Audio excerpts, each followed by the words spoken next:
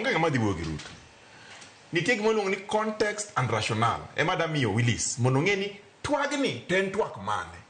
Raila Amolo Odinga kaka japiny nogolo pache to wacho ni kaka gik moko dhi en saba manong'eyo mano fight ni mokelo multi-party democracy ma Willis koro enjoy sani ni.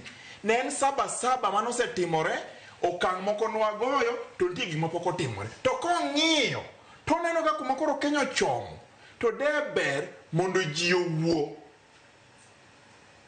Deber mondo ji owuo. To Raila Amolo Odinga wacho ni twagni en twak mar jopiny, ok en twak mar Ruto. Nitiere jafwambo gi keyo mane ni kanyo ma bende yamana karuka openje ni to be isewuoyo gi jatend piny owacho ni to wacho ang'o? To wacho ni an abiro kono jopiny, en be en mana japiny. Gima wacho ni awacho ne ji duto te, oganda piny te. Koro Willis, gimomiyo nyaka waket context gini tiende niya, Raila Amolo Odinga oneno gimiluongo ni civil unrest escalating, yani omedore, maandamano omedore ma koro ji tho. Ne kijana moro sani nitimo ne memorial sani, no police no goyo gi bunde. Boniface Kariuki. Otho.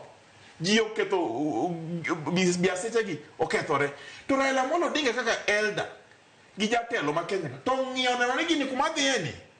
Deber mondo ji owuo. Jo ok wacho ni bi wuo uru koda. Ok wacho ni bi wuoru gi Ruto. Willis en twak ma jo Kenya mabiro. Experts, student leaders, religious leaders, business community, media, jogo duto te iluongo ni stakeholders, gibiro to gibedo kanyakla. To wacho ni wan kwang'iyo, waneno ni nitie medical report manogol to gimowuok e kende en IBC. Owacho ni onge gimowuok. Election IBC Amendment Act nowuok e NADCO. Mano Willis ok binyisi.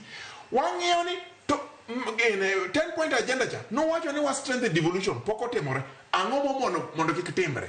Wang'iyo ni nowacho ni rowere mondo yud tich. Ang'o momiyo rowere gi onge tich? Koro jodito biro kacha to giwinjo wechegi. Ok ni giwacho ni bi wawuo walos office. Mano Raila Amolo Odinga ok wacho. To katieko ombije ing'eyo kumwaye kaka piny. Kenya ka wachaki mana machiegni ka 2007 ji nogore ma ji otho ma ji moko dhi ICC.